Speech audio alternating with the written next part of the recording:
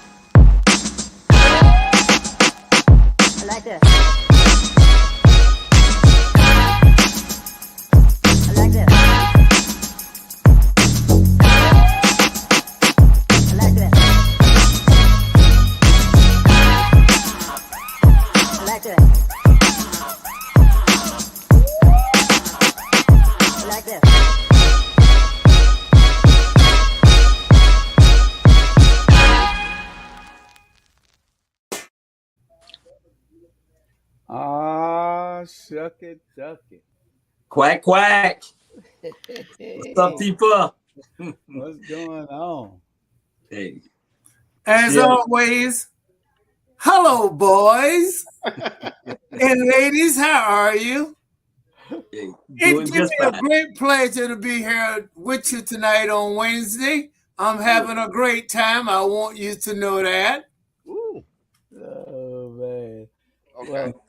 And I want to say this, Tiffany, you can hide, but you cannot run. Every move you make, every step you take, I'll be watching you from now on. Well, I'm glad to know that, Uncle Charlie. I'm glad to know that. That's a fact. He got that from a song. He didn't make that up. That's a song. Yeah, I know. That's a song. Listen, it don't make no difference where it comes from, Mr. Bandit One, as long as I have the ability to think. All right. Okay. Thank you, Jesus. And God is God. I'm just happy he got the words right. I know it. Pastor Jamal Bryan said, y'all do right. Y'all do right. And he just called me. Hold on, Pastor. Oh, man, that's what I should have had loaded up was the Jamal Bryant didn't he go off on Herschel? Oh, man. Man, he went off on Herschel. That's one of my pastors. I'm going to try to load that before the night is over and see if I can get it. But I know it's on Instagram heavy. Just that one. Just that one clip. That Just clip that one clip. about since he been 16, the man been telling him what to do and how to do it. Woo, woo. Oh, he went It's off called Vince on it. Dooley. He And now said, we get "I'd rather-" you he know. said, we don't need a walk. He said, we don't need a walker. We need a runner. That sermon was so powerful in so many It ways in was. my life. Lord have mercy, Jesus. That, and you know, when you go search, because one thing I do every week, y'all, I'm more spiritual than I am religious. So I will Google Jamal Bryant, and that one popped up. That thing was powerful. Y'all got to watch the whole thing. Well, it was a need for it, in my opinion, because someone, you know, we all been talking about it, but no one have had that many hits from it. I'm talking about it was a need, and I mean, he smacked him. Yeah, he did. Yeah. He did. The And entire he sermon. need that smacking, and I hope we get out and go vote and vote and vote, because we don't need a walker. We certainly don't. That's right. We need a runner. And what's so crazy is when I was canvassing, so I was canvassing for Warnock because he was in my district the week before last. And these ignorant Negroes, well, when is Herschel coming?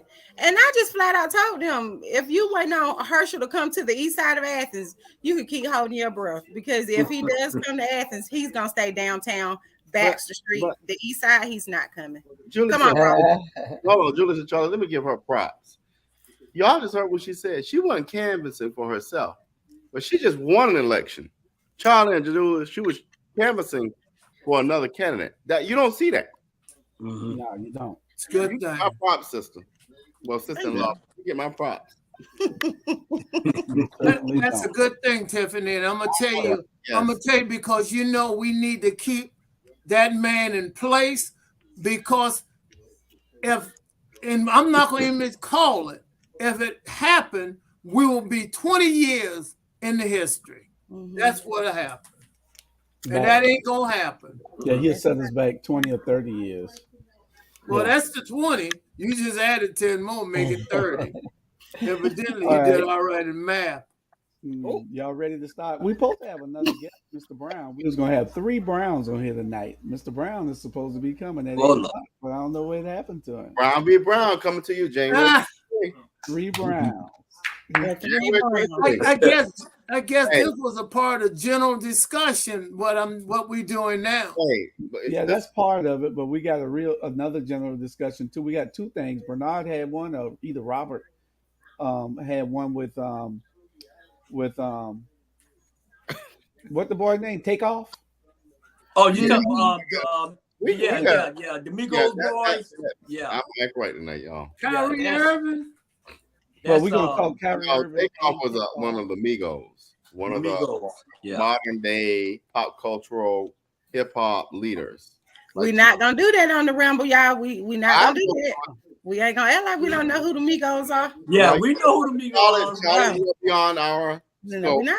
We gonna ages when we talk about the Migos, we gotta talk about Two Benji and what's the group called, Julius? Chris and your nephew. Traveling it. Yeah. Oh shit. All the guys was good guys, man. Yeah. It's crazy. And what's so crazy, man, is go ahead, y'all go ahead. No, I was saying I was going to you. They said they ran in Atlanta, right? What's so crazy, man, is that all those guys, I met all those guys about 3 years ago. And the reason why I met them, because I was doing a basketball tournament, and all I'm pulling up with Mercedes and all kind of cars, right? So they pulling up where the ball players was supposed to come in. So I didn't know who they was. I just went out there and started cussing them and just blasting them and everything. They looked at me like, who this fool this is?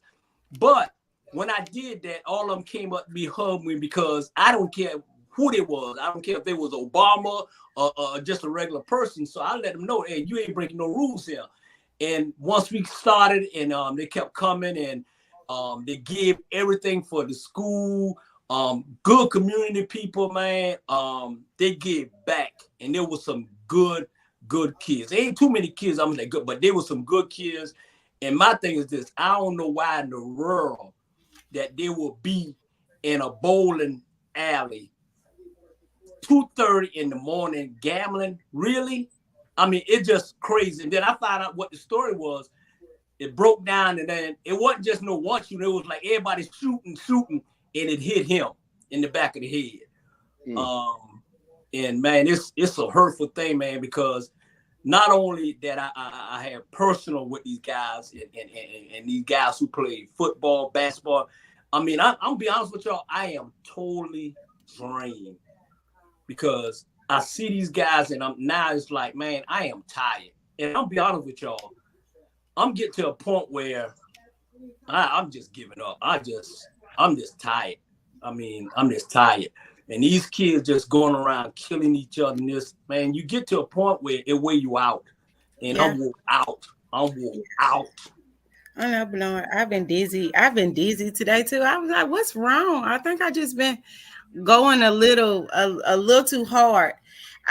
So over the past week, we've had at least 10 shootings in Athens. So we had one gang-related shooting that resulted in at least 8 because, so we had 10, but 2 civilians shot each other, but it wasn't gang-related. It was just kind of like a dispute, and so they shot each other.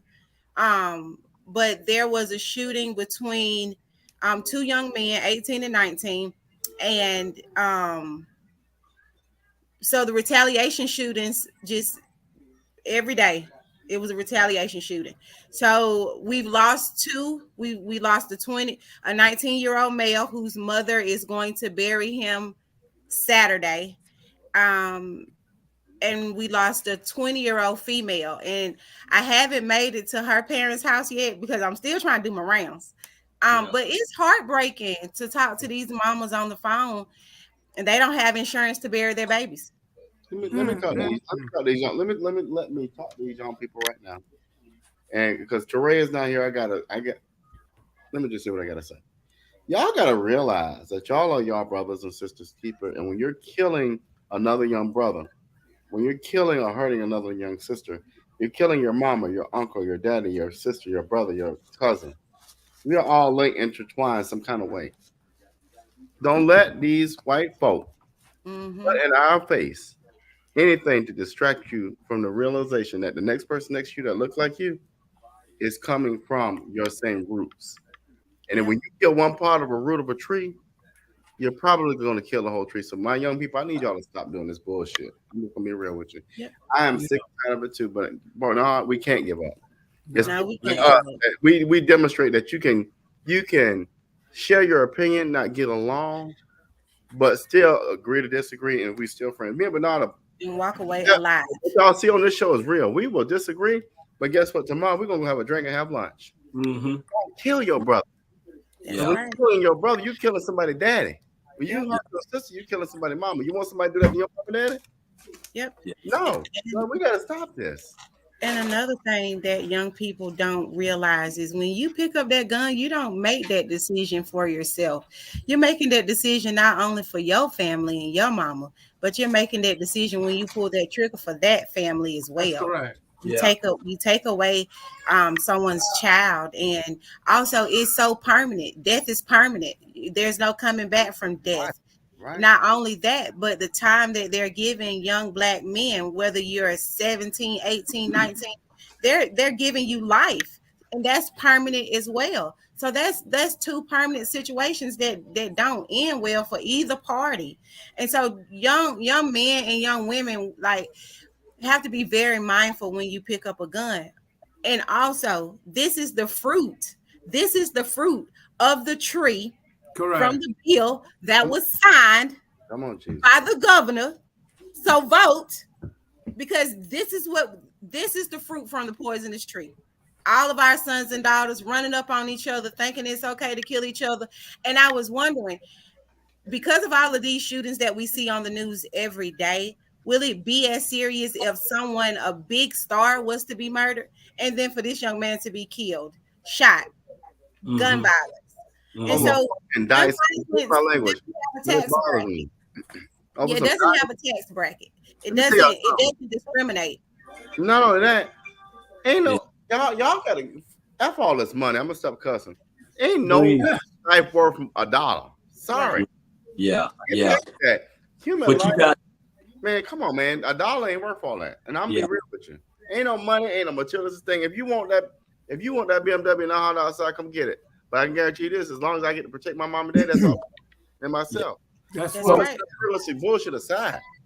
Most of these killings isn't about money, though. These kids are killing each other about money. It's a lot of these killings are over jealousy, and then over girls, and you know, it's crazy.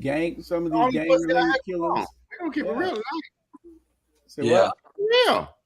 I think, you know, again, I'm not trying to go here, but I'm gonna have to.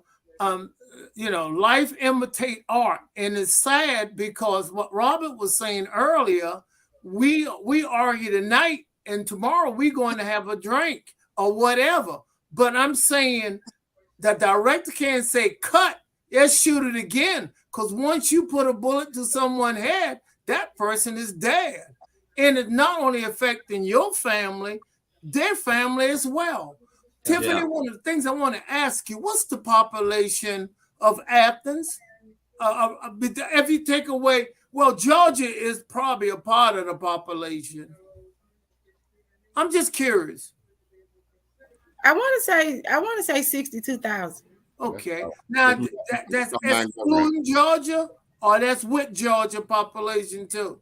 That's just Athens. That's with campus. Yeah. Okay. Got you. Because I'm thinking Athens shouldn't have that many killings or whatever in that small town, you know, because that's a small town. Yeah, and the thing about it is a lot of our young boys they're influenced by the wrong thing. Yeah. A lot of them are, you know, they see this in our neighborhoods. You know, mama's not making me go to school, or even when mama go off to work, I'm not going to school. Just all kind of different things. Like, and I sit in meetings with the rest of my constituents, and it's just like, you know, they're so out of touch with the reality of where we are right now. Right. And that's also heartbreaking, because we as I guess elders, older people, whatever you want to call us, as a unit, we need to try to come together and bring them in play. We got to figure out something. We can't give up on them. They're not a lost generation. So we got to come up with a plan of action to try to stop it, saying this is not for real what you see in videos, on TV, in the movies. You know, the director can't say, let's shoot the scene over again. Because once you do what you do, you affect a lot of people. The roots of families on both sides. Right. I am concerned about this. I am. Yeah. And one thing too is like, I get tired of people putting everything on the parents. At the end of the day, these kids know right from wrong. You know what I'm saying?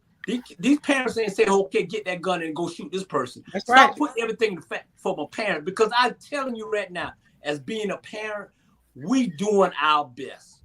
Yep. And sometimes our best ain't good enough when you got these kids dealing with they need to change their environment. They need to change their circle at the end of the day. It's not about money or anything like that. Trust me. If it was about money, this young man would still be alive. Well, let me So when you taking a bunch of black young men out of the hood who only thing that was eating peanut butter and jelly, and now all of a sudden they out the hood and they eating steak. Come on now, and then you talking about $20 compared to now these kids making $20 million. You get a $20 million to a kid that's coming out the hood. Hey, you need guidance to where it's going at the end of the day. And what I mean by I'm not giving up.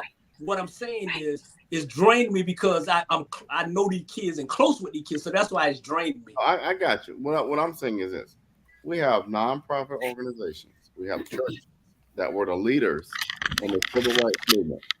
We have community and neighborhood organizations that are on boots to ground, that are in these streets and in these trenches. And we have leaders at we have leaders at county, city levels. You put all of these people together along with our federal Senate leaders and our representatives, And we need to figure out and have a conversation about how we fix this. The problem we have is we have legislatures at different levels who want to jump in front of the issue as if they know what's going on, and they don't. An example is abortion. You want to jump out in front, and I'm using this as an example.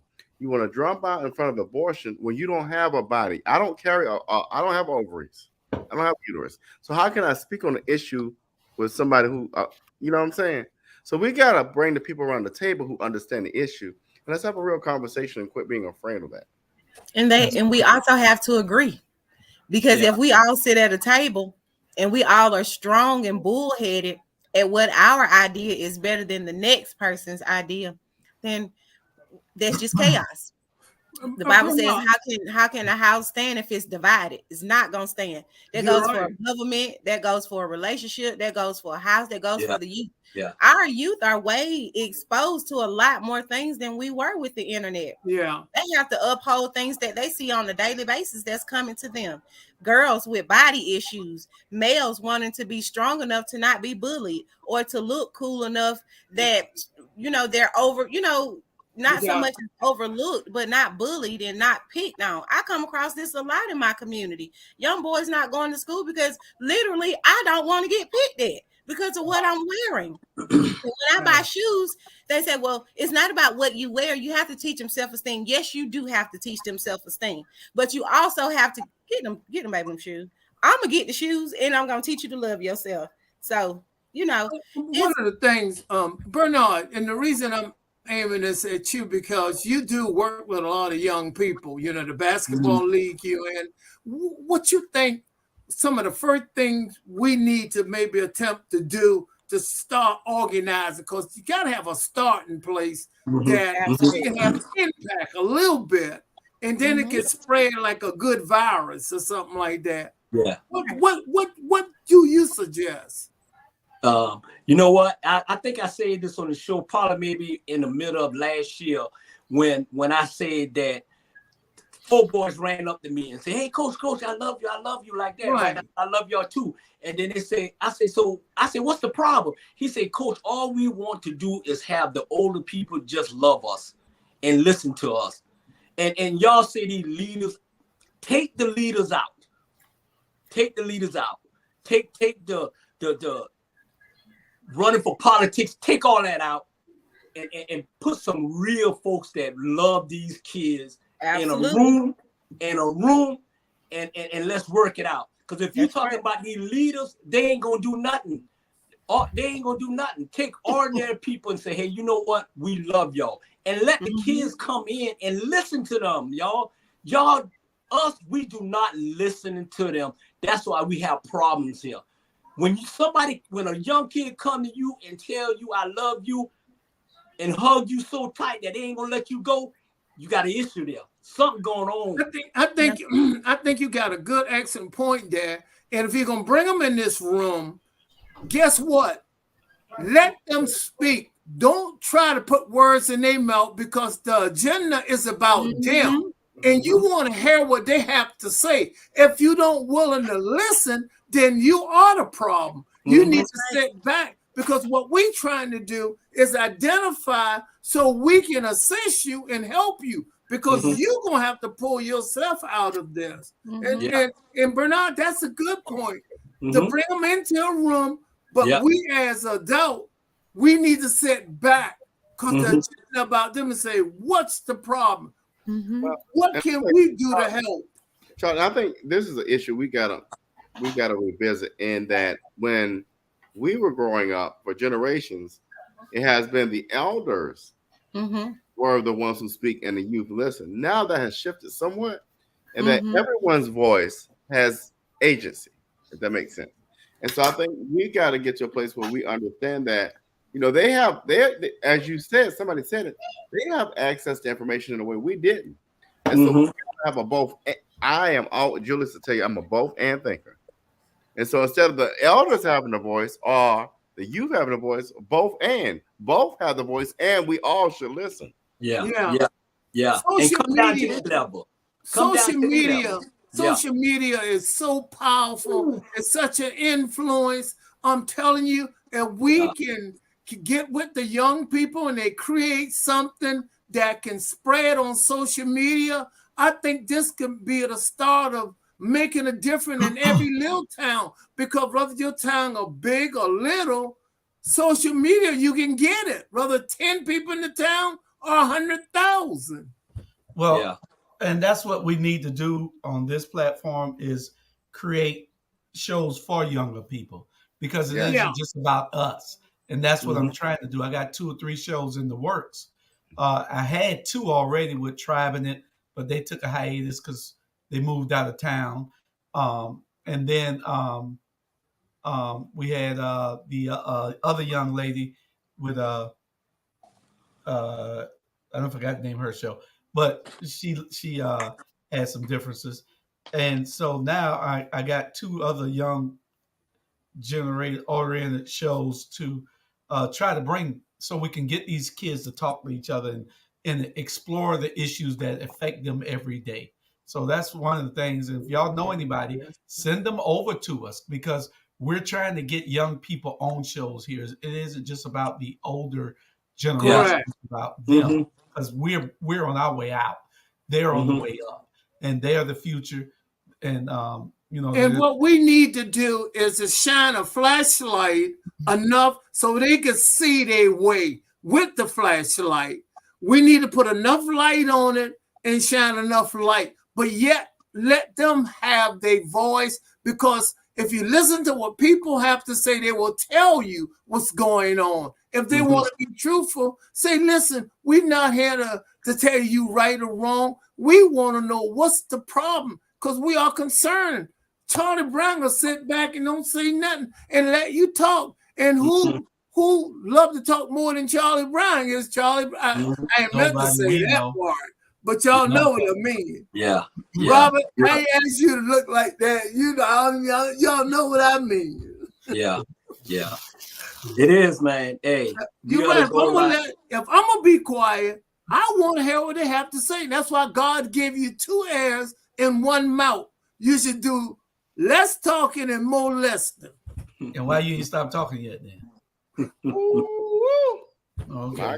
Well, we're gonna get on to the second topic of general discussion, and it's Kyrie Irving. Kyrie Irving shared a link to what the Jewish community is calling a anti-Semitic film, and they are pissed off with Kyrie going to the game, sitting on the front row with shirts on, saying that Kyrie is anti-Semitic.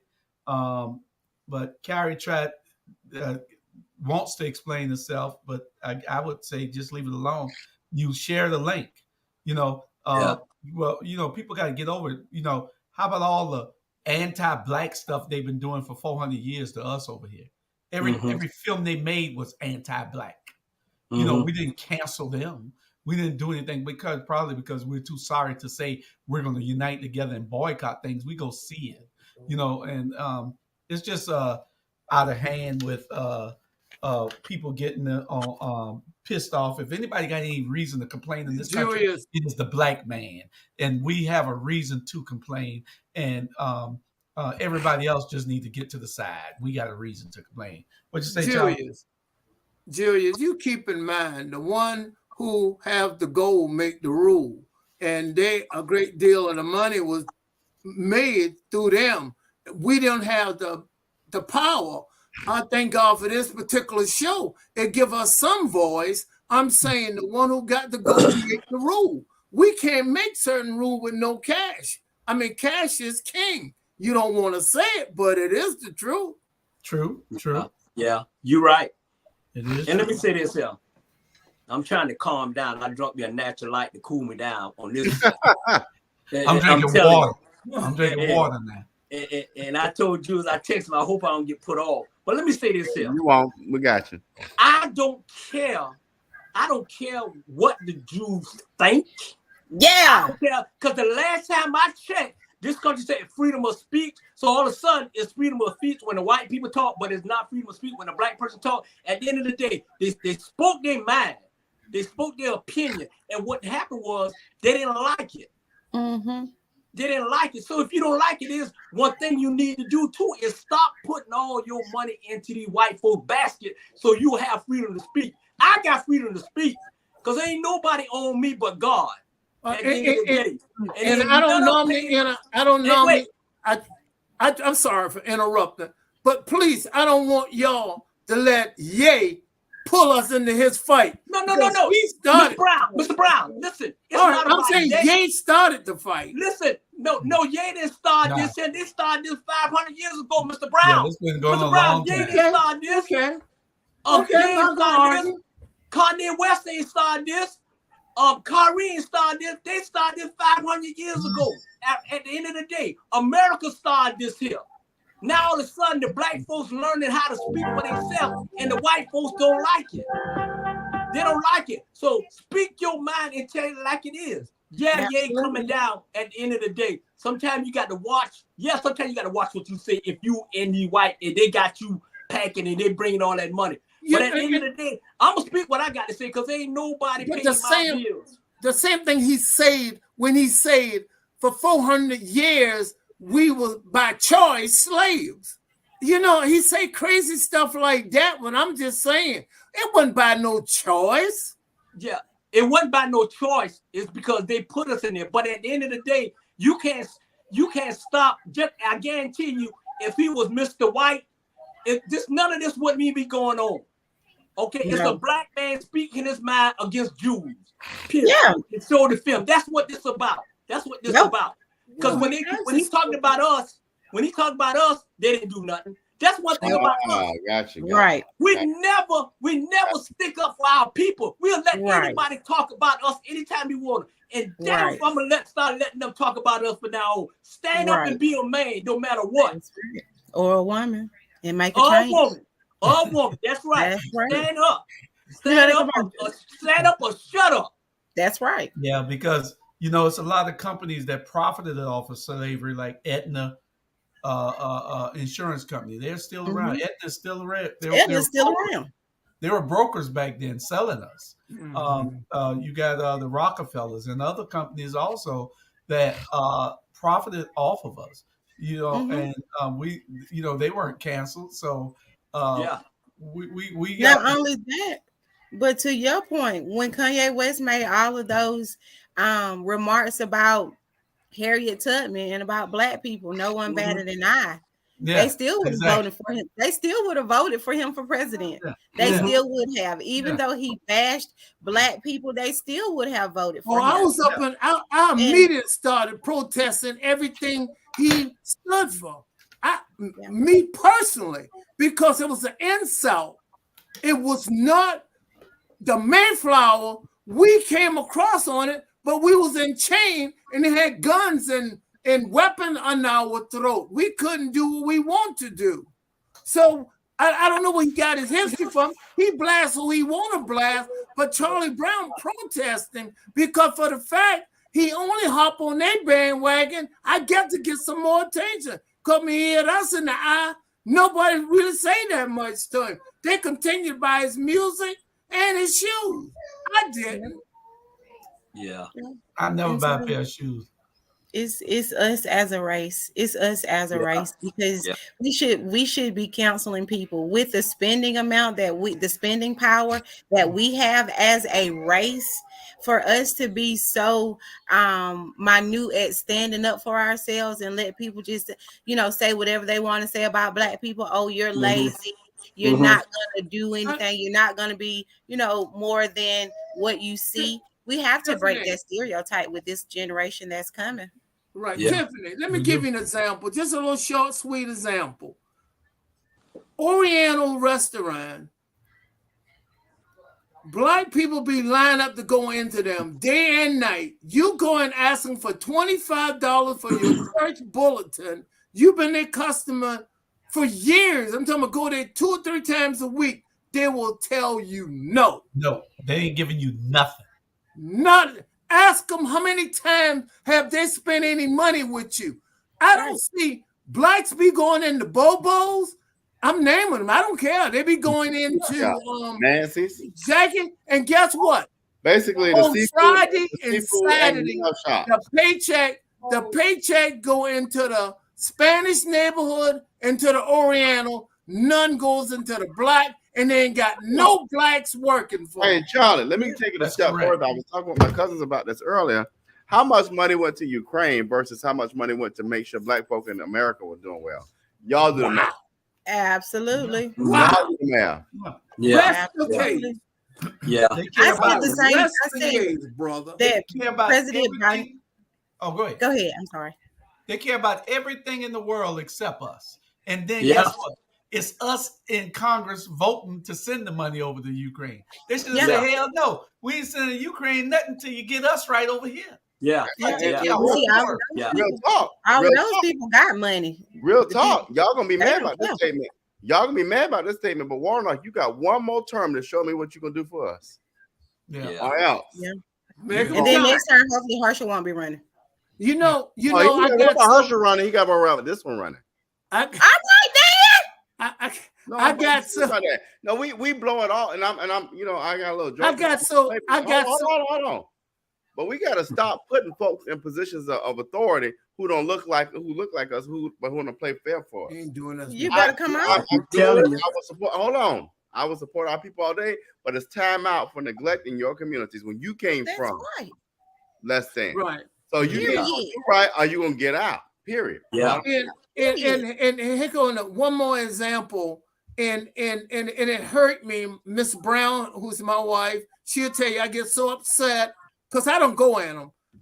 You ready? Seafood Delicious across from Savannah State College don't have not one black employee, not even sweeping the floor or putting the trash out. They could hire one black person to ring the register, do something over there. It's Spanish and Orientals, I guess. That's all I ever saw when I go by. I'm gonna do like I told Daddy. We're gonna use the word Asian, not Oriental. Asian, that's political correct. Okay. We're not gonna use Oriental. It's but terrible. You know what? The blame falls Latino. Okay. Right. The blame falls right back on us because we are our own worst enemy. Yeah. We do it to ourselves. Yeah. We do not know how to take care of ourselves, and we let everybody divide us. Now, there is something that I did want to say. People wonder, but that's on our third. That's our third subject tonight. I'm glad you asked. We'll get to that after a while. So with working on workforce development, I was saying that I wanted to increase my number of employment by 1%. Well, Tiffany, we've tried that in your district. No one is going to come to work. Everyone is going to make excuses as to why they don't want to work. And what I've come to find out is that's true. Tiffany, hold on. You know why it's true? Pay them some livable wages. Absolutely. Oh, no. I wasn't going in that half step. In the state of Georgia, especially here in Savannah, why is anybody making less than $17 an hour when we bring through the doggone You're right about that because they were going to start out. We should not be paying less than $17 an hour in the state of Georgia. Take that to the bank. That's why people don't want to go to work. Why would I come to work when I'm making that, living in poverty and working? That's crazy. Yeah. That's right. It makes sense, Robert. Now it's two sides to that. One is if that's why they're not working, right, then they all need to stand up together and protest that. Yeah. They all need to let the world know this is why we're not working. But if you're not working because you don't want to work, and the $17 an hour is better than $0 an hour. $17 an hour is better than 12 cents an hour in prison because you went and robbed somebody. I had somebody tell me today, listen, that their electric bill was off. I said, how much your electric bill? Their lights was off. I said, how much your electric bill is? $75 is what they had to pay. But I saw them. But y'all, hold up. I saw them. Hold on, Robert.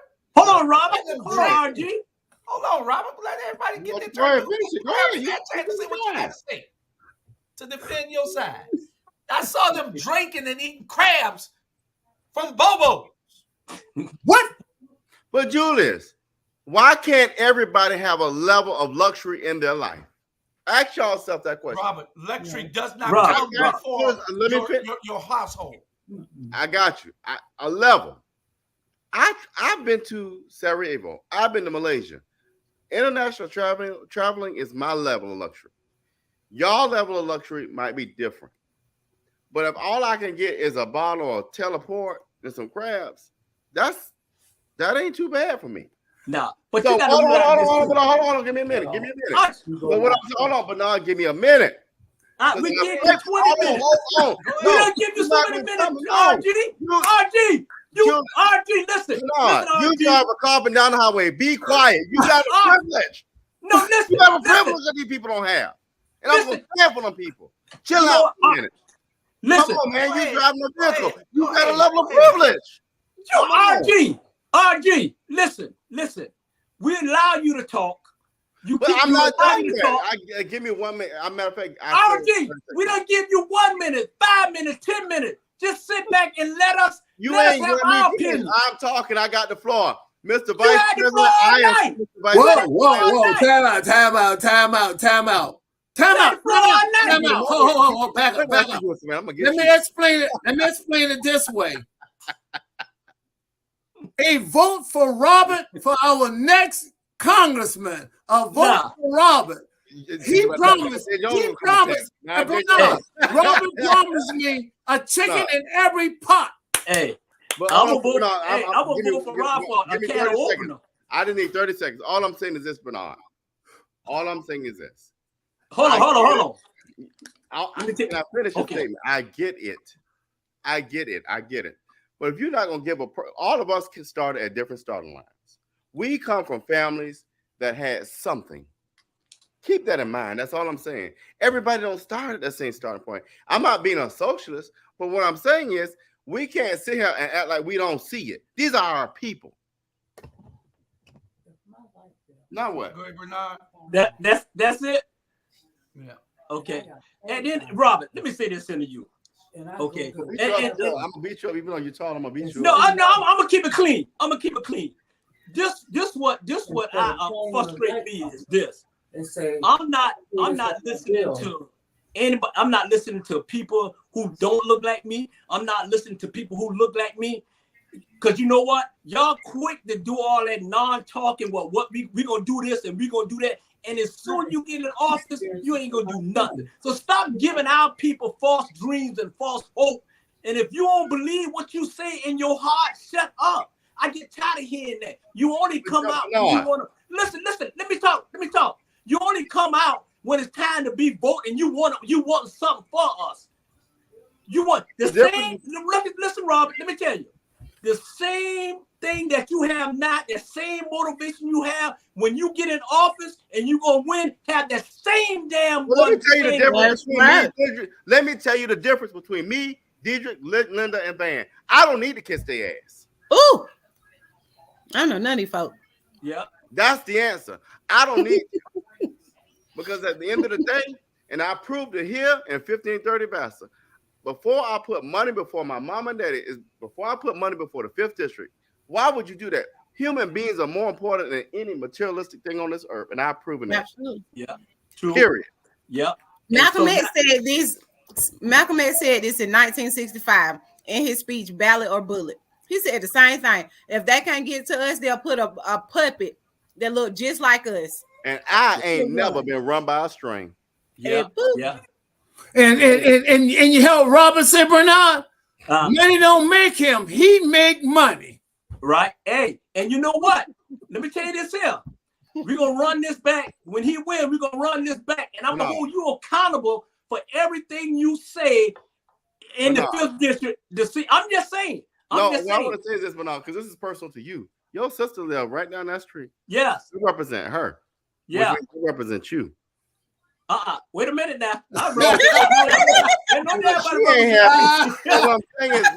minute now. I represent myself.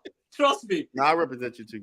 I represent myself. That's why I can say what I want to say. So when they come get me, I'm going to jail. What people got to realize is when you get in office, when you step and you put your hand on that Bible or whatever you think, you are not only committing to God, but you're committing to 100,000 of people that you're going to do the right thing.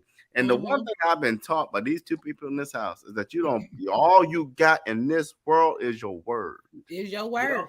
And I have not always been a person of my word, but I guarantee you when I'm representing thousands of people, that's a different story. When you represent your mom and daddy, when you're representing your wife, when you're representing your family, it's a whole different story. Well, Jill, I don't need Kessler giving me no check to win no campaign. Matter of fact, I got $1,000 in the campaign coffers that I did by myself. Boop. I don't need nobody to pay me off. So, and I'm not. What I'm telling you is this: when you're genuine and when you got a commitment to God, that's all you need, and that's hello. All right, commercial. We'll be right back. Commercial break, Charlie. We'll be right back. Okay.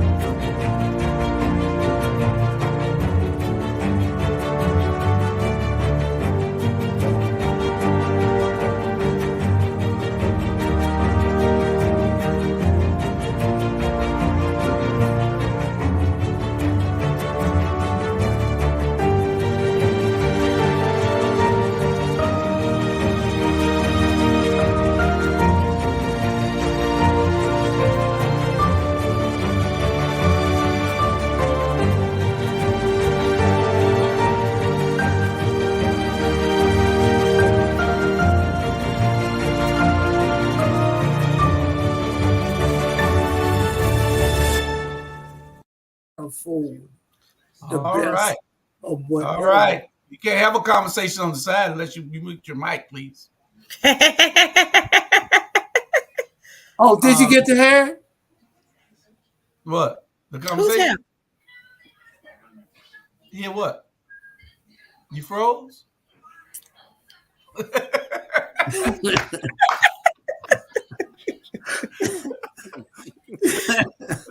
Uncle Charlie, I knew you wasn't frozen.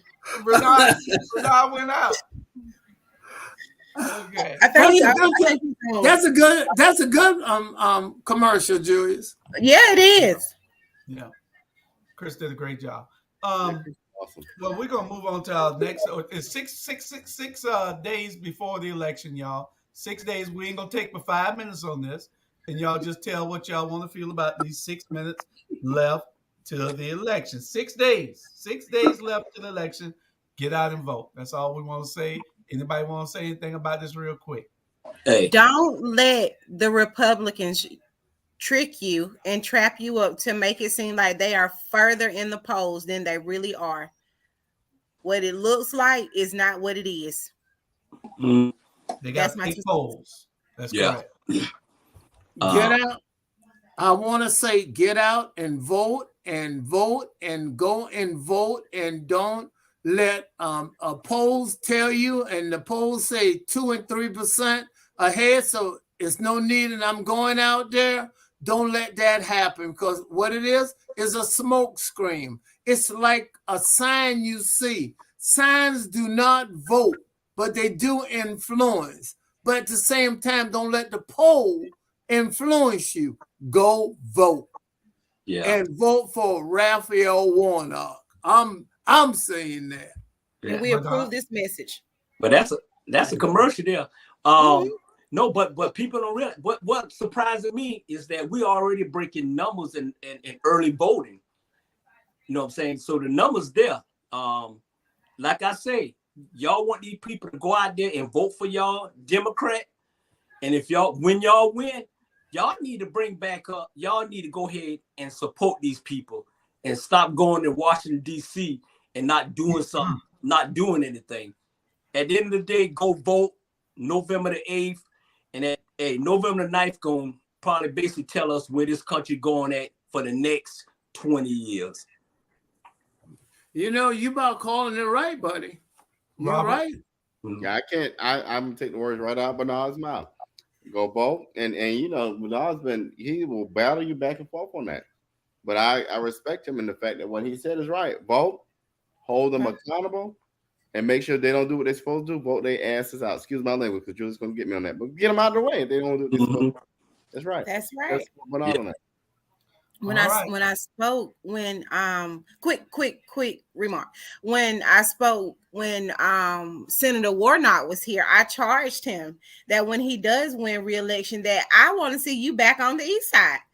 You want to say you dedicated a certain amount of money to this area? We want to see you back. Don't just come because you smiling and you on the campaign trail, but come back. Bring your team with you. Right.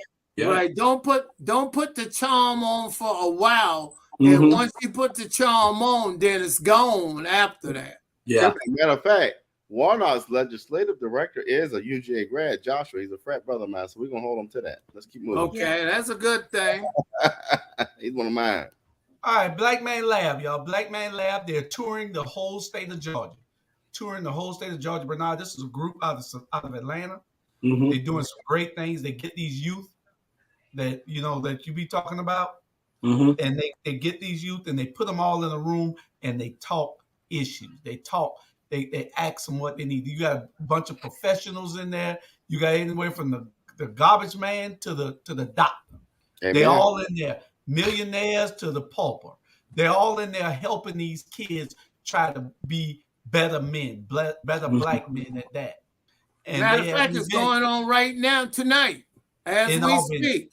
They're in Albany tonight, I believe. They'll be here tomorrow at 6:30.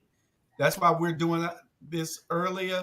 But they'll be here tomorrow at 6:30, and this is where you can go at for it.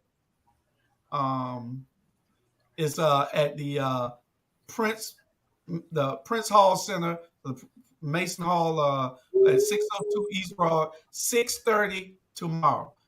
Julius. No. Julius, you know it's tomorrow at 6:30 too as well. State of the City address. State of the City, yeah, we'll be all right. Yeah. I'm gonna go. Ooh. Yeah, he'll be all right. They got that talk about. The city is tomorrow, and then right after the State of the City, I believe Keisha has a response to the State of the City. Hey, special report tomorrow. Yeah. So we'll be doing a special report for Keisha's response to the State of the City. Can I be a commentator?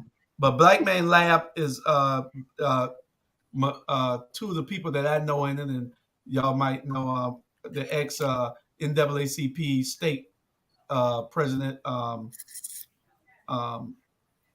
Francis Johnson. James. And then you got Mawuli Davis. They're both attorneys in the Bozeman Davis law firm. This is their law firm here out of Atlanta, but they got an office on Hall Street next to Barnes and Raw. And I think one in Statesboro as well, right? Oh yeah, Statesboro, Albany, Savannah. That's my legal team. So I just want to don't talk on me. So are they coming to Athens? I don't know. I think they are. The whole tour don't end until next Tuesday, I believe. Yeah. They're going to engage. Are they going to engage with the young people and let the young people speak? Yeah, you and Biscuit need to be there tomorrow, and bring Charlie also if he's off. But we need all black men there. Not all. We talking about the black youth and black men. We need to be there so we can pour into these kids and tell them. That's right. I want to see pictures, man. Biscuit. Now, Biscuit is my grandson. His name is Jewish, but we call him Biscuit. Charlie, we know that. Listen, Tiffany from Athens. He was telling me, you named him after Julius. Yeah. Cute enough. But you know what? You know what? I'm gonna say this. Okay, no, take the gloves off because I love you for that. No, I'm gonna say this here. They're doing a fantastic job. You know what I'm saying? Reach out to these young folks to try to save them. But to be honest, you know who we need to really and truly reach out to and have a summit? The gangbangers, the rappers, the head of the rappers. We need to reach out to the dangerous folks, dangerous young kids that is endangering our kids. Those Absolutely. people we need to reach out to, and we need to put all of them at Savannah Civic Center as our Black Media Summit, and we need to come together and we need to work out because our young kids follow them. Our young kids listening up. Our young kids do what they do. So yes, it's okay to grab her, but let's get to the heart and soul of it. Let's get to those jokers that's killing our community and see what we can do. I wonder what will it take to try to get them to sit down. And you have to say you're gonna do a concert or do something. I mean, it's hard to get those guys who you talking about to get in one big room. Charlie, you got to come up with something. Charlie, you ask them. Our black media. Do you know that? We're gonna have to try to do something. Whatever it is that needs to be done, we're gonna have to do it. Yeah. Some kind of way we'll do it. Try to get it done. But that is a good question, Bernard and Charlie. We got to get it done some kind of way. Yeah. And the churches should be involved in calling that truce. Yeah, but they're not. They're weak. All the major political leaders need to be involved in calling that. And every community leader needs to be involved in calling that. But the thing is, we all get in rooms and we have all these egos in these rooms on who's gonna lead it. The mayor don't have to lead everything. Sit down somewhere. Yeah, he ain't leading nothing yet. Ain't nobody following him anyway but the flunkies anyway. So, Yeah. so let's get some real people here that's going to call these people out. The churches got the most clout than anybody. Call your congregations out. I don't know what's wrong with these preachers. If you can make them be the church on Saturday, make them be at that march on Wednesday. Well, I go back to what Bernard said. It needs to be us. I'm tired of waiting. Yeah, it needs to be us. When you're ready, let's do it. We're going to put ATR on it. We're going to call them together. And you know what, Charlie? You ask. I'll give you a great example. I had two young men here today. I ain't their daddy. I ain't their uncle. I ain't their cousin. But I said this earlier to y'all off the air. Iron sharpens iron. Tiffany, tell you this right now. If I go down to Athens and I see Daniel cutting up, I'm going to grab Daniel by the throat. I'm going to choke them. Because that's what we got to do. Black males raise black men. Period. Period. Yeah. Period. Jules will grab me to the side and throw me on the wall, and I'm going to listen because I know better. Yeah. We got to stop pushing around and do the job. Yeah. Because you know what? Let me tell you something right now. Our black media, people know us, they recognize us, they listen to us. And I keep saying, if we got to do it alone, let's do it alone. Period. We don't need no high profile anybody. We already high profile enough, buddy. Believe me. We can do it. That's one of the reasons why I ask you. That's why I ask you what's the first thing we need to do. And because I know you work with a lot of young people and you be around them and you get to hear them say things. Yeah. And if anybody understand it, you do a little bit because I don't be around that many young people. I be around a lot of older people. Yeah. I call older people. Yeah. And you know what? What's killing me? I call them my 8 daughters. And this the truth. We had I call a meeting on all of them because there's an incident that happened with one of my daughters. And that's the reason why I didn't come down to Savannah. And so I called all of them. And I ain't gonna lie to y'all, I'm gonna keep it real with y'all. I got so angry that I couldn't sleep the next night because I'm thinking negative thoughts. And I'm thinking negative thoughts about these young black men. And I'm telling you, these women need to stand up and leave these young Negroes, don't mean them nothing, alone. Because at the end of the day, they're going to destroy your life. We stayed on a conference call for a whole hour and a half, and I was preaching to it. I was cussing them out.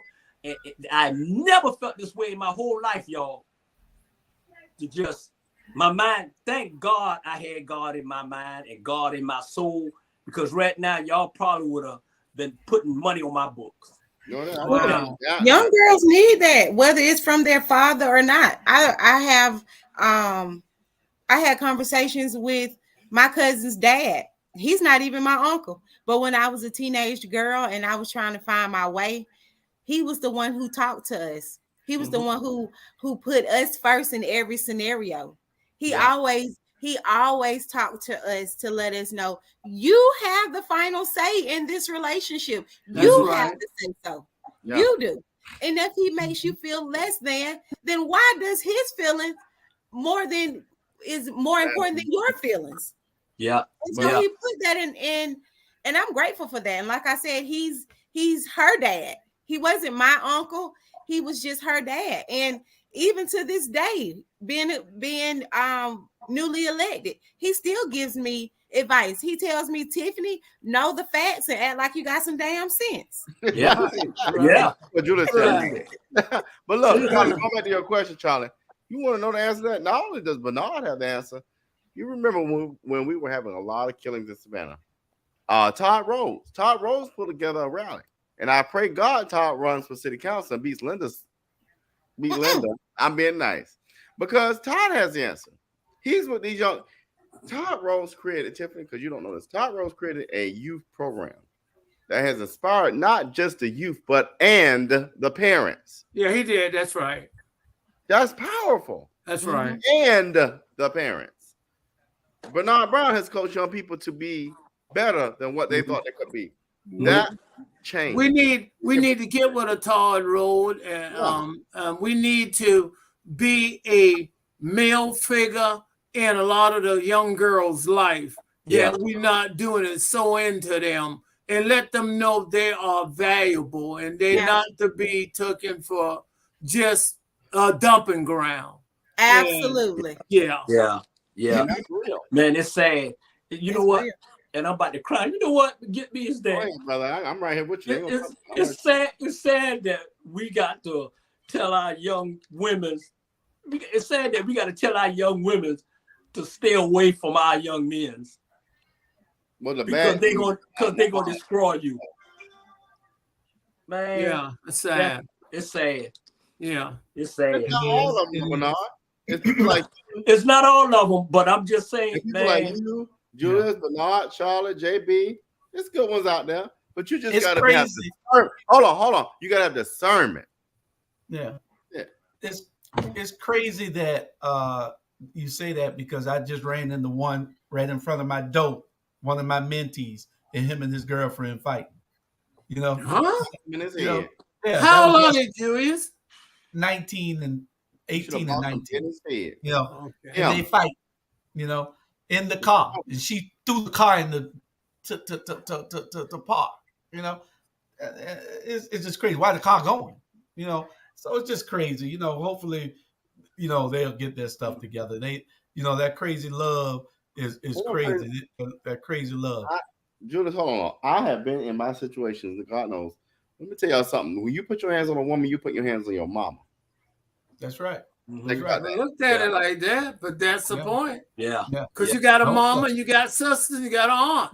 Yeah. Don't touch them. You're right. Yeah. Next subject is Van Johnson, Stephen from Django. Bernard, you got it. Because if I say something, Julius gonna come animal me. Hey. You know what? I'm gonna laugh. No comment. No comment.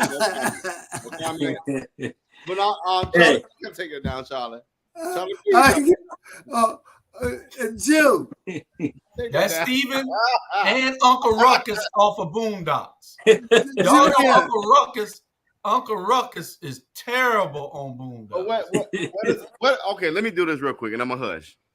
So y'all know who I work at Clemson. Y'all know who John C. Calhoun is, right? And if you don't, John C. Calhoun has a strong connection to Clemson. I love my school. They have supported me.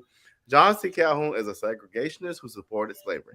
In Savannah, we have a vice president, right? Hold on. In Savannah, we have a John C. Calhoun Square. The city council, and I know our strong three were like, hey, we need to rename this square. Yo, mayor that looks like us said, I don't know, we need to put a moratorium. Let's table that, because I still want to make sure John C. Calhoun is valued, even though we Shut up. I'm gonna leave it at that. Bernard, your turn. Yeah. You know what? Yes, he did. He both of them. And trust me. And I'm telling you right now, I done, like I told you, I did a show Saturday night and it went off. This dude, man, is one of the most disrespectful black man that ever come besides Clarence Thomas at the end of the day. And I don't respect him. I really don't like him. And I know for a fact if we run into each other, it's going to be on. No. He know. because yeah, Ain't gonna be no tables moving. Now, we gonna just because I'm gonna say this here. Table. we're not gonna do that. I'm saying this here. I'm gonna hit you in your knee, mother. I'm gonna hit you in your knee now. No, I'm saying this. Bernard, we can't do that because young people look up to you. No, I'm just saying. I didn't say. Listen, I didn't say that. I'm just saying, when it ever happened. But I'm just saying this. Your knee. He's not for y'all. He looked like y'all. And Savannah, I'm telling you right now, y'all need to do whatever it takes to get this man out of office. Whatever it takes. Because this man is no good. This man is no good. Now he did say this. He say John Calhoun name used to be a vice president. We still have to put a mark up to say a pass square with John Calhoun. And I don't know why we have to do that. I mean, we took down racist Confederate statues in Athens, and there is no marker that says that statue ever stood there. Right. Yeah. So hey, they need to take him down. He's trying to and not leave a marker. He's trying to appease white people. That's what he's trying to do. That's it. Been doing ever since he got to office. This picture is indicative of this man. He's Stephen. They look like triplets. No good for us. They look like triplets. They do look like triplets. And seriously, he saw me and my wife the other day. We was at the basketball game. He saw us turn around and went the other way. No. Yeah. See, he thinks this is all about him. Hold on, Rob. He thinks this is all about him. Right. Dude, this is bigger than you. This is way bigger than you, Van Johnson. This has nothing to do with you. Except that you just happen to be the mayor who is a sellout. Other than that, this ain't got nothing to do with you, dude. This is way bigger than you. This is about the detriment of our community, which you are a big part of. Yeah. You play no role in doing anything positive for our community. You can put all the grins and the shines, and you can have all those bootlickers following you who don't want to open their eyes and open their ears and tell the truth. But this is bigger than you, Van Johnson. This is not about you, dude. Everything is about you. This is about, you don't have to bring your personal into the political world. I'm going to talk. I think you're a swell guy when you ain't the mayor. But when you the mayor, you is some garbage, dude. Jude, the number one question I've been asking them, they say some of the ones I talked to him doing a good job. I said, what has he done? Please tell me. And none of them can come up with an agenda. None. Yeah. If you doubt me, the next time one of them say he's doing a good job, say in what capacity, I want to know. When West Savannah like a third world country over there. Don't stop me, Charlie. Don't stop me. Yeah. I am 44 years old. West Savannah been like that since I've been one. And I ain't talking about West, because if you're from Savannah, there's West Savannah and there's West Side Savannah. But both of them ain't had no change. I'm saying, which gets me to District 5, and we can get to her next. But my thing is this: my thing is this, and my daddy was bad at this. Because Charlie, he used to do this. Yeah, they doing good. Just because they're black don't mean they do good. No. Right. Absolutely not. Yeah. No, but don't y'all agree? I mean, ask the next time someone confront you, ask him that, because he hadn't done absolutely nothing. Look what he have done downtown, around Savannah, other places. He hadn't given the black people nothing. And guess what? The liquor license, when they try to get one, they all have problems trying to get one. Yeah. And the stimulus money, number one black business got the stimulus money. Yeah. And when you take $88,000 to redo your office, that could have been $88,000 to put those homeless people that you remove from, now they don't have no way to go. Dude, man, this dude ain't nothing but a punk. And you know what? It's like this. The black folks in Savannah is allowing him to do that. Vote him out. Just like y'all had enough vote. Y'all had enough vote to put Biden in president. Y'all got enough vote to put him out. Just get to the right people. He's going to have to go. because he have silenced those women. They can't put nothing on the agenda. How can you get the same 4 votes in yourself to stop an individual? Lisha and Keisha and Bernetta hadn't been able to get nothing on the agenda of their constituent since they've been on city council. They vote every time no. And Mr. Brown, part of that is if you were genuinely concerned with the community, you let everybody put the stuff on the agenda so that you can vote it up or down. But part of his mastermind to undercut these women and to fool the public, so he makes sure that they can't put anything on the agenda, so he won't have to vote it down, because he's not concerned with doing anything in our community positive. So he doesn't have to vote for it if it's not on the agenda. Yeah. These women have been trying to bring things up to make sure that everybody is served the same, that is equality, equity on all levels. It's a level playing field. They ran at large. Citywide, both of them hadn't been able to get nothing on the agenda for none of their constituents in the district, but they happened to run citywide, just like he did.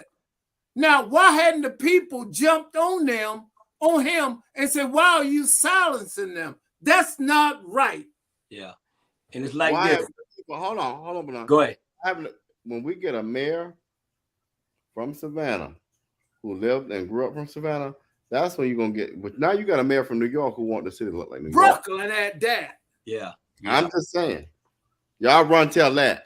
Yeah. Why is he accepting all the money, Bernard, from people who he said he would never deal with? Told me out his own mouth, I'm not going to ever deal with him. They done gave the ex-mayor $311,000 to run against him. All he had was $50,000. And he said he wasn't going to never deal with these people. But now look at this here, where all of them giving him money. All these same people now was on his thing back in April, giving money. And look at his recent hold on, Rob. Recent filings. His recent filings. If you look at all of them, you'll think, who in the hell? All these people who are giving him $5,000, $2,000, $10,000. They're giving him all this money to his campaign. Well, $2,800. Put it up again for a minute, Julius. Put it up again. You and Charlie know this well too well. I can show you everything, but what happens behind closed doors and what I put in my pocket is very different. That's called, hold on, Charlie. That's called integrity. And when you got an MF or who ain't got no integrity, you get this. Run tell that those too. Those are the people who gave him all this money, and it's way more if you look at his recent filings. His recent filings, what they had on Better Savannah last night. Better Savannah put up something last night that just had me sitting back in my chair with my jaw dropped. I'm wondering, what the hell? They're giving him money because, see, they want to stay in control, and they're his puppet masters, and he's a puppet, and they're feeding the puppet the money so that he can have the money to run a strong campaign. But it ain't gonna work. I don't care if you got raised $1 million, Van Johnson. You will not be the next mayor of this city. Yeah, and he got to do this thing too. Van R. Kelly Jr., clean your closet out, bro. Clean your closet out, bro, before you talking about, running the next mayor or whatever. R. Van Kelly Jr. Right. The words that coming out my mouth is coming out my mouth. Yeah. What's in there? The words that coming out my mouth is my opinion, and my opinion only, not our black media opinion. Yeah. And so what we have to do is to make sure that is Van Johnson worse than Clarence Thomas? Nah. He getting close. Hey, I guess that's the fourth person that should have been on there, Tiffany. Yeah, he should have been in the middle. It ain't gonna go bad. The fourth person should have been Clarence Thomas. Yeah, that's the butt kissingest man I ever seen in my life. Him, man, Uncle Ruckus don't kiss much butt. is Clarence Thomas. He got to the Supreme Court and got to Harvard and every other law school and everything. He went to Yale. Yale off of affirmative action. Now he wants to shoot affirmative action. He went to Holy Cross and then to Yale. Yeah. Off of affirmative action. And then when he got where he need to be at, he pulled himself up by the bootstrap. Boom. No, when he got Becky White, then, you know, he was good. When he got Becky White, bootstraps. Yeah, Becky White get him some courage. The only time you gonna see Charlie Brown holding Becky, he gonna have her lock up somewhere.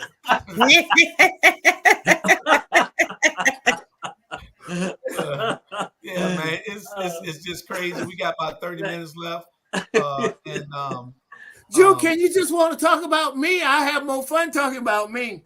No, you're supposed to have the joke of the day, but no, I got to keep a joke. Sandra supposed to have the joke, but you can pull one out because you taking Sandra plays tonight for the joke. All right, of the day. I can pull an easy one out.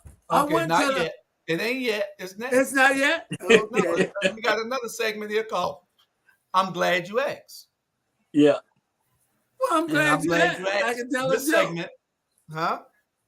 I'm glad you asked. I can tell a joke. Right. Why do black people talk so negative about other blacks who are elected leaders? Why do we talk so negative about these people when we're supposed to be having unity? You know why we do that? We do that because we understand that if we don't speak up, they will sink us in a pit deeper than what we're already in. We understand what's going on in the community and we're trying to stop it. So when you ask why we talk so negative about these black people instead of trying to talk to them, we've tried to talk to them. We tried to get behind closed doors and not air any dirty laundry out in the public and on social media. But this is the only platform that we have, like Charlie said earlier. We finally got a space where we can say something and people can hear it and understand that these people are selling us out. See, because if we didn't have this platform, the first thing that people going to say is, oh, what? They're doing a good job. Yeah, you think they're doing a good job because you see them all over the news and you see the white man loving them so much.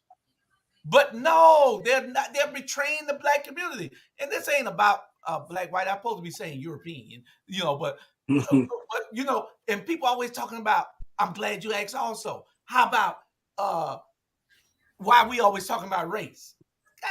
Get up in the morning at 7:00 in the morning and turn on CBS, NBC, or ABC, and I guarantee you they got shows, segments all about race. Every single one of them is about race. They're spotlighting a racial problem in this country. And you ask us why we are talking about race.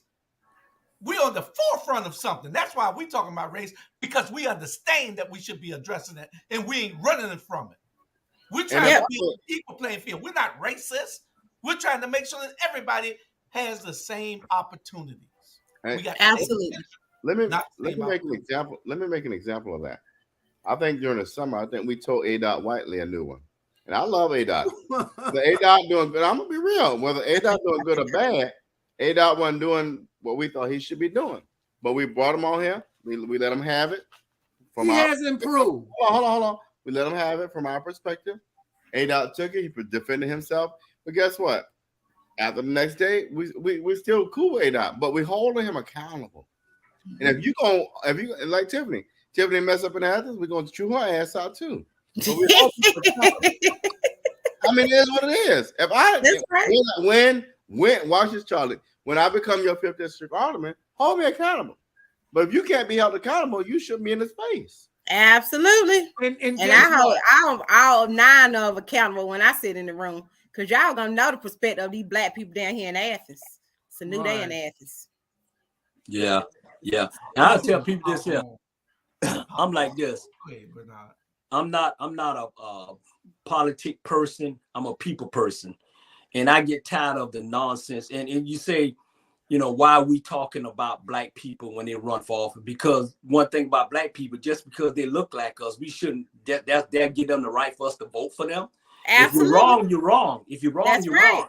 That's why I won't even run for office. You know why? Because if I run for office, then you put a mugger on my mouth, and then there's certain things I can say, can't say.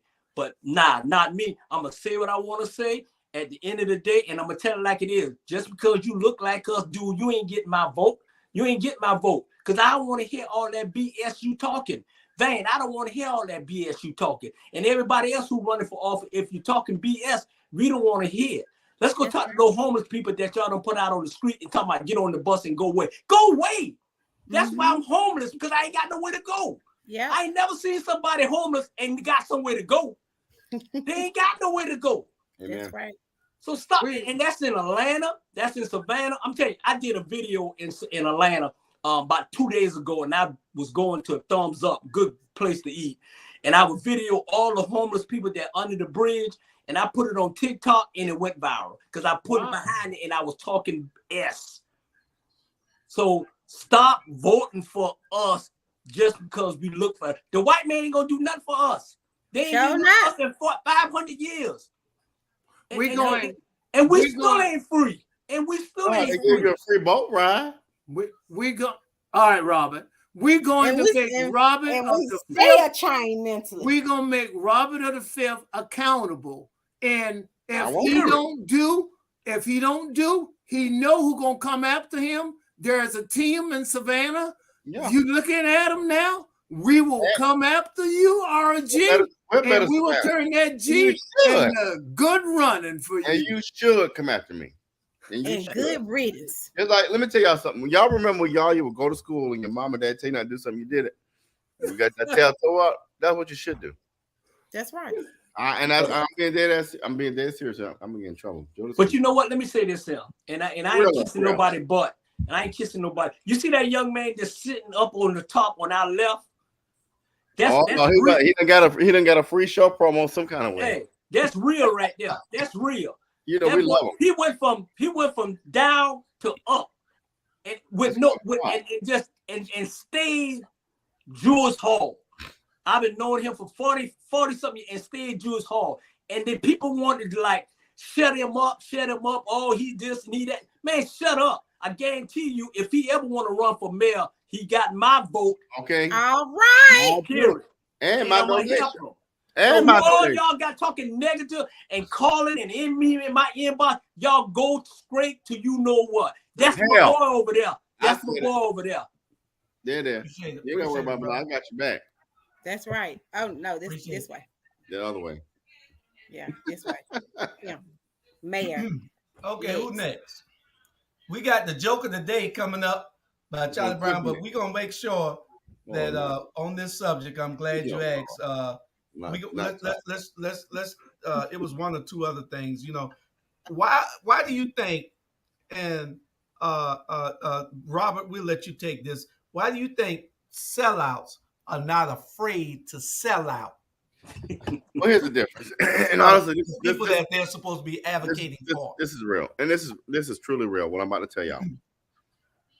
My father just passed last Wednesday, and a lot of y'all know that. But one thing about mom and dad is they left things in a place that I don't really have to sell out. I'll just say it like that.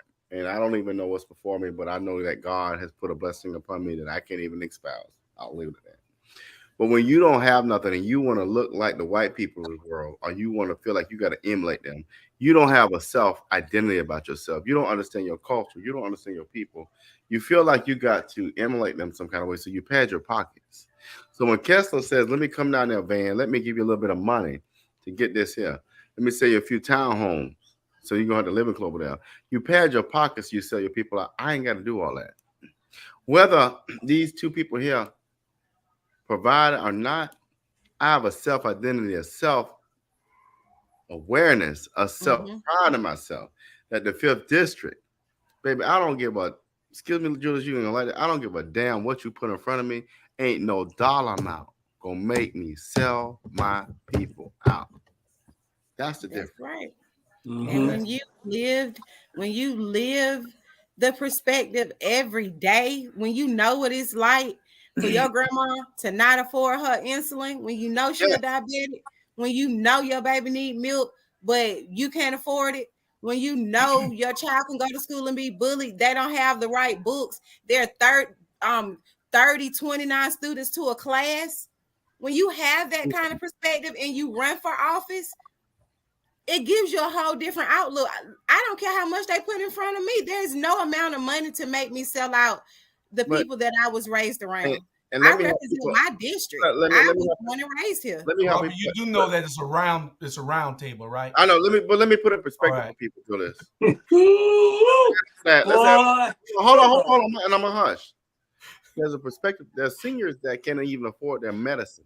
But what I want to put in perspective is this: it's not just my family or Tiffany families. It's several families, hundreds of families in neighborhoods in Savannah, in Athens, in Minnesota, in Flint, in Jackson, in Miami.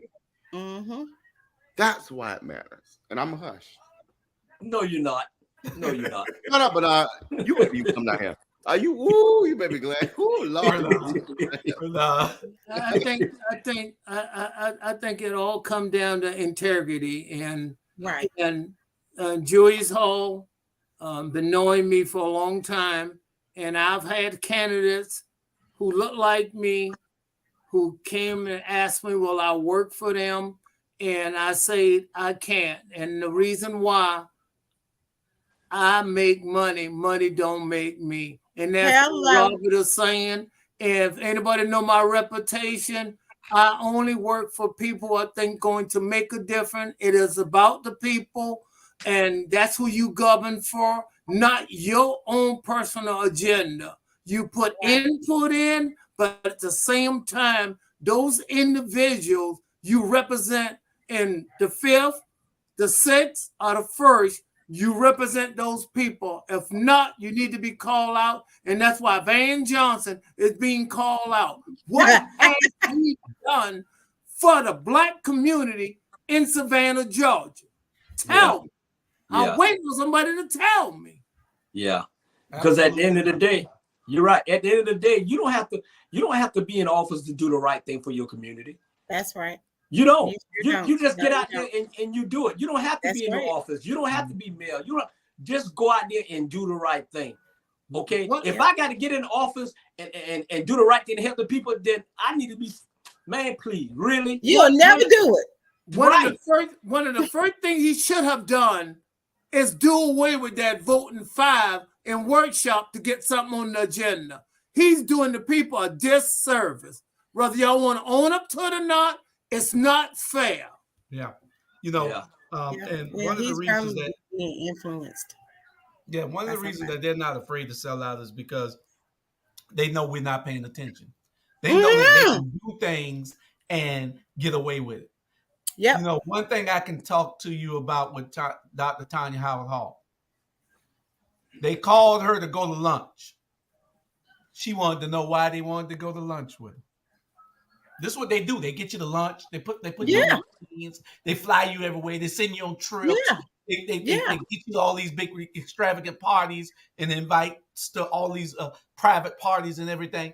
And she said, well, the guy said, well, you know, we wanted to talk to you about some issues. She said, well, what day is that? They told her, well, let's go to lunch Friday. She said, I might not be hungry on Friday. So, you know, and see, this is what I'm saying. Yeah. You know, you got to have that type of integrity. Absolutely. That I'm not going to sell out. You know, some people, after she got elected the first time, they came to her debt reduction party to give checks for her to reduce her debt from running. Debt cancellation party. And they put checks in it, in a box. You know, and they wanted to give it to her, but she said, no, the box right there, you can put it in the box. You know what I'm saying? Because, you know, I don't want to be influenced by nothing I see you did for me. Absolutely. I'm voting for those 37,000 students every day that I go to work, and that's what she does. And you gotta have politicians like her and Alicia Miller Blakely and Bernetta Lanier and Keisha Gibson Carter and Dr. Tanya Howard Hall. You got to have politicians like this that only cares about the bottom line for the community. Right, Julius. And you be sure to tell them when she got up to give her acceptance speech, who the first person she thanked and owe it to? Charles Marvin Brown. Charles Melvin Brown. Melvin Brown. Hey, but I want to say this. Robert, that's the first thing out of her mouth. And you know, that's a high honor. Mm-hmm. And the people cringe in the room because they know the deal. When I go after a particular area, we get the job done. And then now I added my sidekick. It's like Batman and Robin. No. Long range and hunter. Who Batman though? Who Batman? I'm Batman. Who the hell you think? What the hell you think Robin Batman? Now. And I want to say congratulations to Tonkin Woodsville High School for their new gym open. Oh, they got a gym. Nice. Beautiful gym. Nice. Beautiful gym. That's all. You got a great principal over there. I love the principal. He's a good man. Yeah. Great job. Great job. Nice. Great job. But my thing is this, man. We can't allow ourselves to have people to talk for us, have people to run for us. At the end of the day, hey, you can still run and do the right thing in your community and don't really have to be no mayor, no commissioner. You're right, Bernard. Absolutely. At the end of the day, just do the right thing because you got people out there dying, need help, want to help, but like Jules, I'm probably gonna go a little early. Like you said, Stacey is dictating to the wrong people, and that's why it is what it is right now. Yeah. Go get those people who living under the bus, and go get those people who don't know. A lot of people, our voices, we talking for them because they don't have a voice. That's right. Yeah. It's very important to know about. We got the joke of the day by Charlie Brown. Oh, I want y'all to know that my joke is still number one. And it's not about Bernard and Charlie's joke. It's not about number one. It's a joke. It's not about number one. It's supposed to be funny. A joke means to be funny. A joke. This joke is funny. Okay. Okay, go ahead. All right. I went to the doctor, and the doctor examined me. And the doctor said, Charlie, you got a major problem going on. I said, what seemed to be the problem? He said, I need to send you to get other tests and things of that nature. So I came back and he looked at all the results and he looked me directly in the face. He said, Charlie, you have 6 months to live. And I got upset. And guess what I said to him? I demand a second opinion. Guess what he say? You ugly too. That's a good joke. See, that's a good joke. Robert, I don't care if you didn't like it. That's a good joke. Yeah, that was better than your last one. Oh no, the last one was to go about the dog run out of gas. That was a good joke. Hey. You already put up the joke of the week. You put up Van Johnson. Oh, that's a funny one. That's a funny one. That's a joke. That's a joke. Joke of the week. Hey. Anyway, he want to keep the slave master name up on something. Boy, I don't even know what to say about you. Ooh. When you see me from now on, please go the other damn way. Please go the other way. You want to keep this. You're making all kind of excuses to do something that you have the authority to do, to just wipe out and don't give a damn about who cares. Let them know. You want to capitulate and be a little punk. Not capitulate. What that mean, y'all? You know what I mean? What that mean? Punk. Capitulate does not mean that. Yeah, do punk. Because that's a badass word. I like that word. Anyway, I don't know that word for real. I think I'm playing up really on. Dr. RG, you just cannot be serious tonight. I'm not gonna be. Yeah, I am not serious. I'm serious about my people, but y'all know I got to be funny about other things. Pretty good joke, Charlie. We appreciate it. Change agents being ignored. This is our last subject. This is our main topic. And what this topic is that me and Charlie was talking, and me and somebody else was talking. Me, it might have been me and RG, me and Tanya. It was somebody talking, and we were talking about how these people are coming to this area. Oh, and it was a couple other people, and they are ignoring all the real change agents. All the real change agents, they're ignoring. The people that they're going to haven't changed anything. They ain't changed nothing. They're coming in, they're seeing these same people over and over and over again. What are you're wasting time and money. You should be knocking on doors to those people you already registered and you and ain't going out to vote. You should be going to those people that has platforms like these. You forgot all about ATR. You forgot all about Our Black Media. You forgot all about Better Savannah. You forgot all about Port City with Alicia Miller Blakely. You forgot all about all these shows. You forgot all about Tell It Like It Is, the Watchdogs. You forgot about all these people that we reach every day, and you still run to somebody who can't get a vote for themselves. They got to come to us for votes. But then you disregard us. It's crazy. So the change agents being disregarded and ignored, and it's all because of people's personalities. They're not really wanting change. They're in their feelings, and it's personal to them. And that's why if anything happened on Wednesday that ain't supposed to happen, then we know why. Because they didn't come to the people who can make a difference. I don't know what's going to happen with T-Splosh. T-Splosh did not come to the people who can make a difference. So we'll see what goes on. What you saying now, Robert? Well, here's my analysis, because I sat back and listened for a minute. T-Splosh will fail as it should because you have no real ideas and it's a flop. Stacey will probably lose because she did a horrible campaign. Warnock will do well. Here's my point. Here's what I got to say about it. You don't want the reason why they didn't come to the change agents, or they didn't come to people that could really get them out there, is because they didn't want to.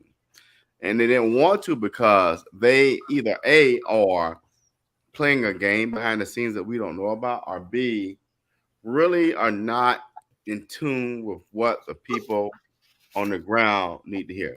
I always tell, when I ran for Public Service Commission, and you can ask any of my campaign managers, I had 3 of them.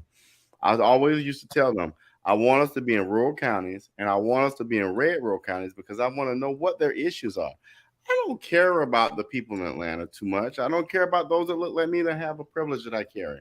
I want to know about those who don't have what I carry. I want to know about those who don't have. Because if you don't know about the least of those, and you don't understand about the issues on the ground, and you don't listen to the people who have boots to the ground, then why are you even running in the first place? So that's my analysis, that they didn't even care in the first place. And that's why you're going to see some disappointments and some successes on next Tuesday. Yeah. I don't know. I was waiting for this to come up. Hold on. I was waiting for this to come up. And I'm gonna tell you what a young person told me the other day. I said, "Hey, you are you gonna go early voting so you can get your early voting in?" The person said, "No, I ain't going early voting." I said, "Why?" He said, "Because I ain't voting no more.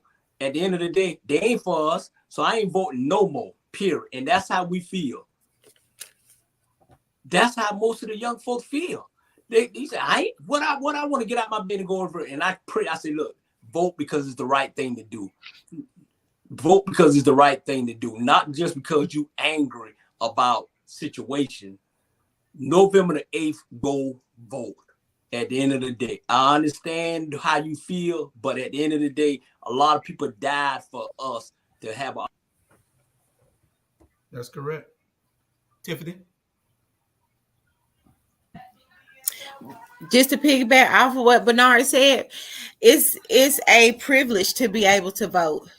We've been blackballed so many times. They've done so many things to keep us from voting.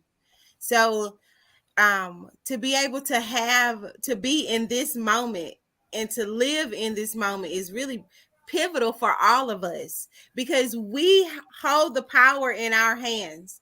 We have the power in our hands to keep our city, our state blue. And with us keeping our state blue, it's us telling those old rednecks, those good old boys, even the puppets that look like us, that it doesn't matter who you try to put into place, that we are paying attention, we are vigilant, we're not slow, we're not dumb, and we are paying attention. And it doesn't matter how many laws you try to put into place to try to stop us from voting. We ain't going for that.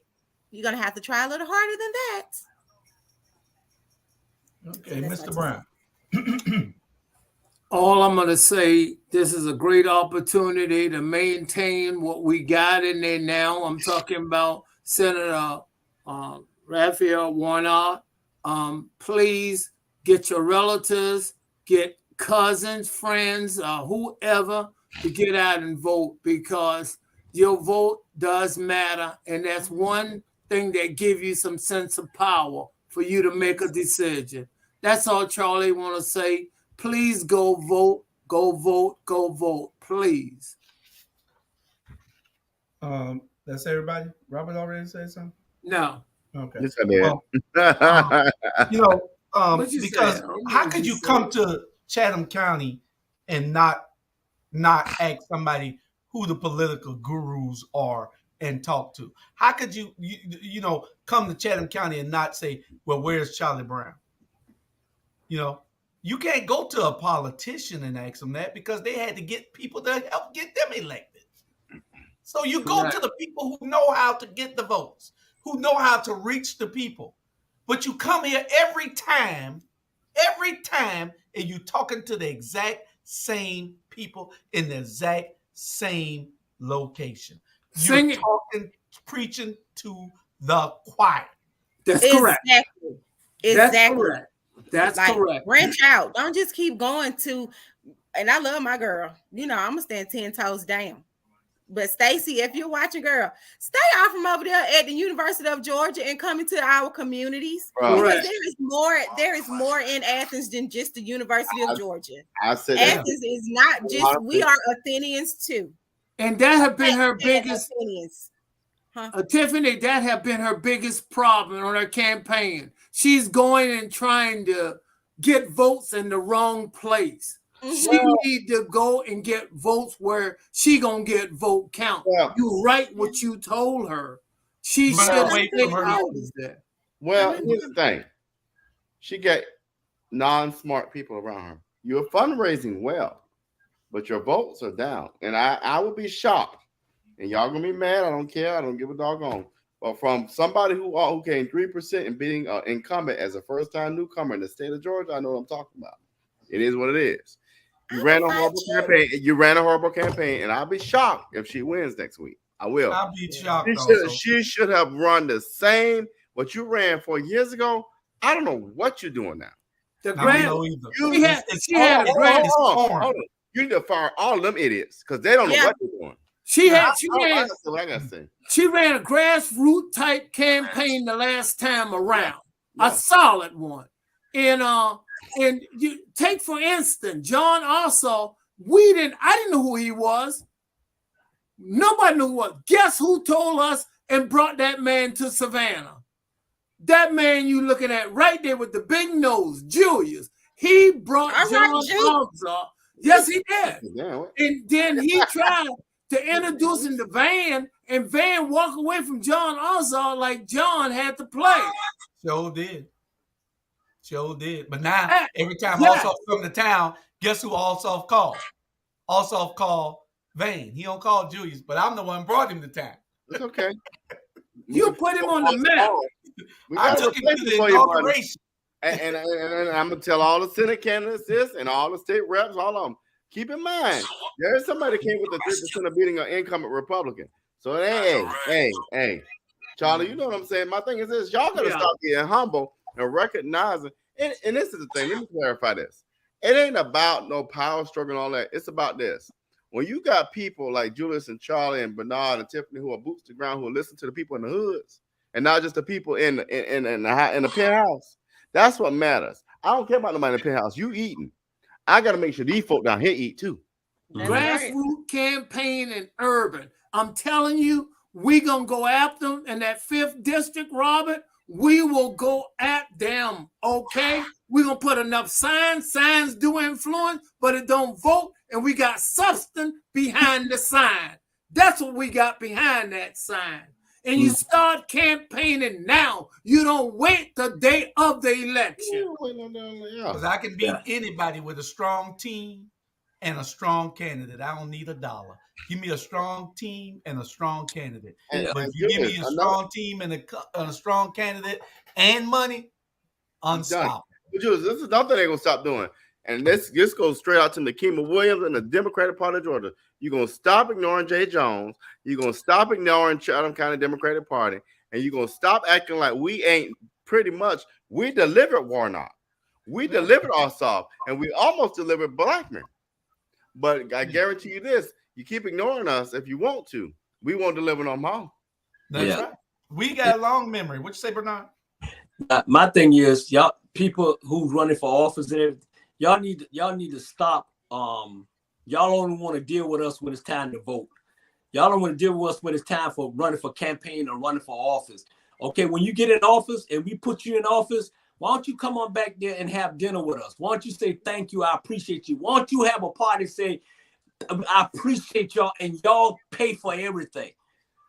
Okay? Bernard, and I hear exactly what you say, and guess what? If you give a man a ribbon or a woman a ribbon, they'll charge a cannon for you. I know where you coming from. Yeah. You got it? Yeah. You give a man or a woman a ribbon, they will charge a cannon for you. Mm-hmm. Yeah. That's right. So I always tell people, man, practice what you preach. If you don't go, it's just like lying. One thing I don't do, I don't lie. I tell the truth. And one thing I'm not going to do, I'm not going to lie to kids, because kids remember that. And guess what, my friend? Guess what? A lie you can't remember. The truth you always can remember. I don't care how long it's been, you remember the truth. Before I go, I want to compliment one person on the show tonight. And don't y'all get upset. Tiffany, I hadn't been a happy man for 2 weeks because I didn't get the opportunity to see you. I've seen people wear hats, and the hat try to wear them, but your hats do not wear you. You wear your hats. Yeah, and I'm gonna let you know I appreciate you, and your beauty is untouched by the late evening. I do want you to realize this. It's almost 9 o'clock. This is my grandma. This is my grandma hat. She passed. It'll be here on the 29th, and so this is her hat. It's a throwback. I am so happy. I am so happy to hear that. But like I say, that you are wearing that hat. That hat is not wearing you. I hate you so much right now. Okay, Mr. Brown. She already in office. She don't need your vote. Oh no! God, I heard. It's not about voting. I have to call it the way I see it. Her beauty is untouched by the late evening. Listen, we got 10 minutes left. What about the early morning? We got that's a different story.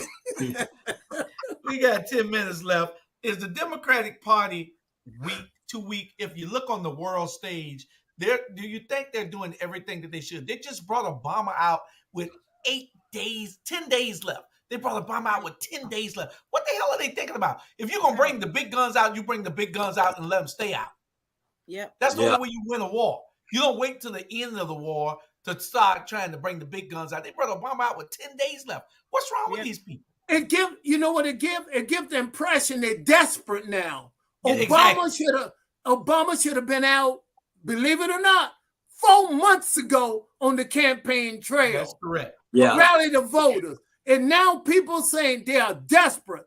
That's why he's out here now trying to pull him out of the water. He's a lifeguard. Yeah. Well, here's the thing. Jamie, y'all know who runs the DNC now is Jamie out of South Carolina. He ran against Lindsey Graham. Wrong person. The person who needs to be running the Democratic Party of America is Donna Brazile, a strategist. You need a strategist in that seat, and we don't have. And the person ain't scared to talk. You ain't heard nothing. Donna Brazile would be good, Robert. I didn't know you had an insight like that. You have not heard anything from Jamie. I like Jamie, but you have not heard anything from Jamie. One thing the Democrats do, they're too soft. The Republicans don't care. They're win at all costs. They're telling lies about fake polls. Yep. They're talking. They're still election deniers, and they don't care what they say. They're not scared of the public. So that's bad. Julius, you know what's interesting? Donna Brazile is well known worldwide, and Jamie is not. He's only known in the South region. Donna Brazile would have been way more effective if she was the head of the Democratic Committee. What's his last name anyway? Donna Brazile. No. Everybody knows Jamie. I say, Jamie ran against Lindsey Graham. And I know. What's his last name? Jamie. Again, See right. See that? Right. Harrison. Was it Harris? Harrison or something like that? Jamie the loser. Hey. Yeah. We don't even know his last. Can't even remember his last name. And you got this guy at the head of the DNC. Really? Yeah. The That's Republicans are that we're talking about. Donna Brazile would have given them instant credibility. And guess what? From California to New York, they know who Donna Brazile is. Yeah. But did y'all see the video that they caught Schumann and Bynum talking, and they was talking about Georgia? And right. Yeah, and he said we need to focus. Georgia may be in trouble. We may be in charge in Georgia, so that's why they sent Obama here. You know, they won't be in trouble if people go out and vote for Warnock, and let's call it a day and go out and vote, and we'll be okay. See, it's crazy. See, the problem is what I've been concerned. I've been telling Julius and maybe some other people willing to listen to me. Stacey and Brian Kemp and Herschel gonna get the same votes. If Brian Kemp is that far ahead, that means Herschel be getting those same people basically gonna vote for Brian Kemp. I'm concerned about that. Mm-hmm. Well, I think Warnock's gonna be fine. I think. Okay. Hold on, Charlie. Hold on. Let me tell you why. Go back to when me and Daniel ran. We ran with Warnock, and also, you got to remember, name recognition, and you know this goes a long way. I didn't even make it to the runoff. Daniel did, but then when Daniel went to the runoff with Warnock and Ossaw, he didn't make it. Warnock has a pretty strong name. Stacey is just weak. Well, I think she's just being led, Ron. Hold on. What you're going to see is people don't understand what we mean when we say vote down ballot. That's where people mess up. They're going to vote for Warnock, and then that's going to be it. In your race, you was a victim of fall off. They don't go that far down. Right. But I'm saying Herschel and Brian Kemp is not that far apart. And I'm saying the people gonna vote. I've been concerned about this. People gonna vote for Kemp since he running by 5 points. They're gonna vote for Herschel, and that's why they're so confident. Yeah, that's what's happening. I think a bunch of Republicans are not gonna vote for Herschel. We forgot to give our Negro Please Award. Negro Please Award goes to this guy this week. Wow. So goes to this guy. That's so rude. He gets the Negro Negro Charlie Please Mayer. Award. And we understand. Lose my constitution. But he gets the Negro Please Award this week. Anyway, guys, we'll get with you all later. And RG, we love you, and we'll be with you on Saturday. Yeah. And Julius, can I say this? The whole show and my family give the condolence to about the loss of his father. And thank you for being a great soldier, because he is a great soldier. Yeah. And we're gonna say hopefully that we get a good turnout tonight for the young men's. Correct. That they be able to learn something, and like I say, we definitely say I could do it in RG, and hey, everybody go out there and support our black media, because at the end of the day, we keep it real, we keep it fresh, and we don't lie. That's right. And don't forget, like Bernard said, this event tomorrow, today, Wednesday, November 2nd, to 6:30 is going on right now. Correct. Black Men Got Something to Say tour. It's by the Black Man Lab out of Atlanta. Great organization. They're opening a chapter here in Savannah. And let's do this, y'all. Come on down to Prince Hall right now. It'll probably still be going on when the show go off. Come on down to Prince Hall. You know, East Broad and Gwinnett. You know where Prince Hall at. Please come and share. Bring a man. Bring your kid, son. Bring everybody. This is about black men having something to say. Yeah. Good night, y'all. Good night. Good night. Love y'all. Good night. Good Y'all night. be good. Stephanie, good night. Oh, Good night, Uncle Charlie. Night, y'all. she already.